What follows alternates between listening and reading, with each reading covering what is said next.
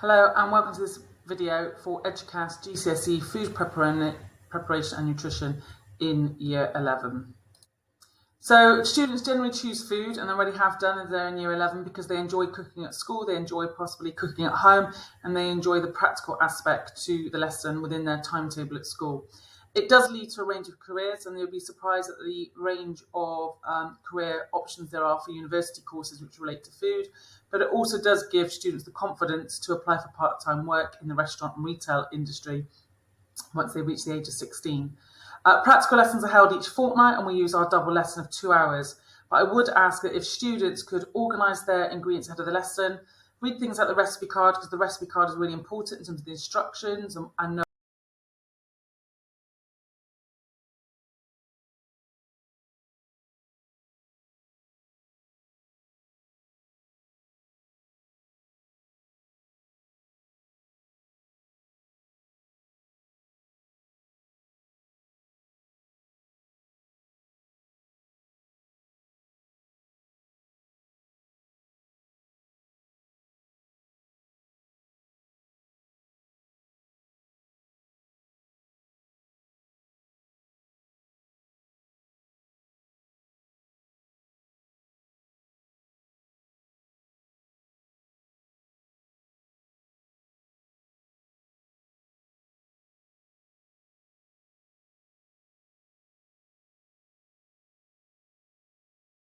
part of the video is just to cover the exam content.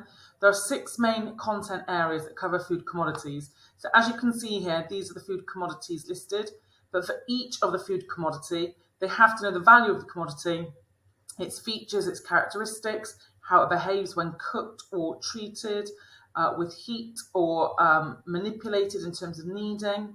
So they have to know about those main commodities. Storage is also quite important here, and the nutritional characteristics.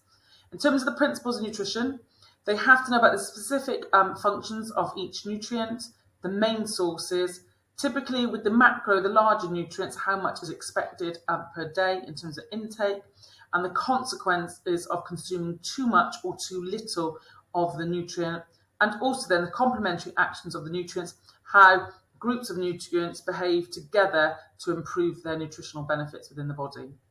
We also covered diet and good health, looking at energy requirements of individuals and planning balanced diets, as well as calculating energy.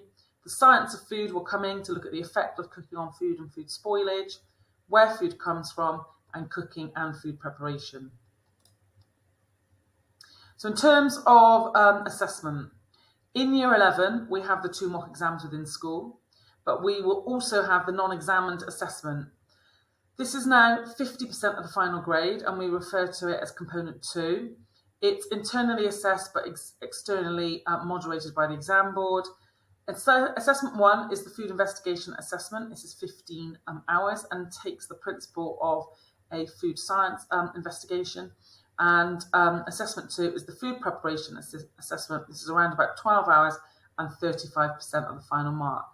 What you'll notice here, just while I'm moving around, this document here is on Google Classroom. This enables students to support them with their revision. Every of the 6 areas which I've just covered on the previous screen is covered in this document.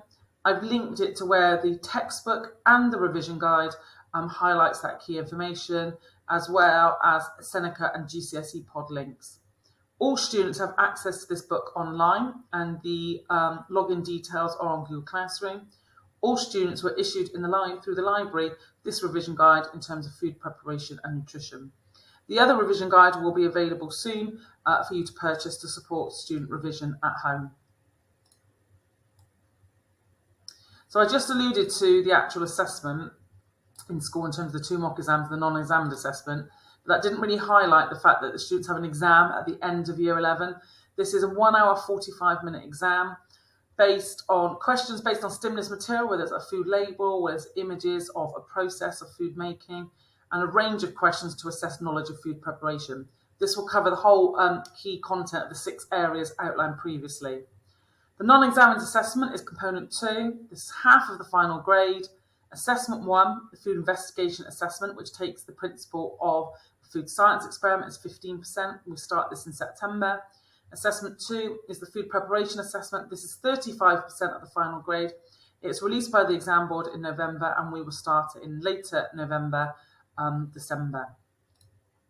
So moving through then to what a typical food investigation assessment would look like. Students are issued with 2 briefs. They can make their own choices. The statement, for example, is fat as one of the main ingredients used to make a pastry, and they would have to investigate the working characteristics, the functional and chemical properties where appropriate, of a range of setting agents to achieve a perfect short crust pastry. This one was about setting agents. So this is 15% of their final grade, and it takes the principle of a food science experiment. So in terms of supportive work guidelines, it is a 1,500 to 2,000 word count for component 1, and here 15%. 5 marks for investigating and interpreting their chosen assessment, 15% for carrying out their plan of action, and 10 marks for analysing the actual results of their experiment. Component 2 will look a little bit more like this. So I'm going to have to move mine around slightly. This is 35% of the final mark. And in terms of previous tasks here, we have one that was lacto-vegetarian, and a statement that they can find the choice of dishes on the menu a bit limited, and a local restaurant wants to update its menu. And they have to research, prepare and cook 3 dishes and accompaniments that demonstrate the technical skills and meet the menu requirements. So that was an option as a task. The second option that you have on a task, it always varies each year and it's never the same. This one was based on street food. So they had to research and prepare 3 dishes that demonstrate technical skills and show the best of street food in Britain at an event of your choice. These change every year. So this is just an example of one from a few years ago. This is marked again, and it's around about 15 pages. They've got clear requirements of how they present this work, but they have to interpret and investigate their chosen option. There's a maximum of 15 marks for this. Have to showcase the technical skills. This is then the practical exam, where the practical exam assessment will last for 3 hours. There's 45 marks available here, but photographic evidence of the completed dish is essential. It still does mean that they have to still really focus on section A to get the full 45 marks. Lastly, evaluate your completed practical assessment of food outcomes. There's a maximum of 10 marks awarded for this.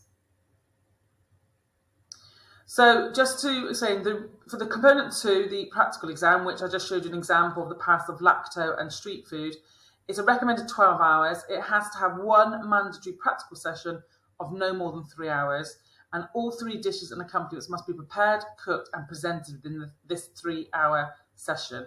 So it's really important that students are really thinking about the timings for their practical assessment, which will take place in March or April of year 11. Prior to that, students have to trial dishes in timetabled lessons, and it's expected that in the build up to this 3-hour session, that 4 to 6 dishes are trialled ahead of the assessment. This is to show that students are trialling dishes. Is it suitable? Is it not suitable? What amendments could I make to this dish if I were to take it ahead to my final practical assessment? Practical assessment dates. Once we get to the new year, I will email you on those just when I finalise those dates with school and with the exam board. So in terms of here, thinking ahead to this practical assessment of 3 hours, students have to plan what they're going to make. They have to do that. They have to bring in ingredients for the trial dates. They should contact their teacher should they need to ask a question or check equipment. Adapt recipes. They do not need to be making portions for 4 people, 6 people. Smaller portions does reduce the time, so it can be 1 portion or 2 portions maximum. Use recipe sites as BBC Good Food because they do put the recipes in grams and not American recipes. Makes it very difficult to convert it in school. And ahead of the final exam date, read the recipes the night before and check the production plan. This document I will be making available to students. This basically outlines to them what would be classed as high and medium skills so they can work out how they are going to be awarded those marks for the practical assessment. So in terms of homework will be set through Seneca and GCSE pod assignments because it matches exactly the course content. And an element also of assessment will be preparing for researching the brief. This could be talking to a restaurant, this could be going to a street food market, it could be doing a survey in supermarkets, it could be doing some product analysis work at home. But the most important thing here is not led by the teacher. So students also have to plan their trials and complete sensory analysis write-ups. So this is quite important type of homework that we're doing for assessment too. As I said at the beginning, students have available the digital book, which is here, and the access codes here. The revision guide is already issued to students. The Collins revision guide I will make available to purchase. The Seneca assignments, but this document hugely breaks down the whole course content to enable revision.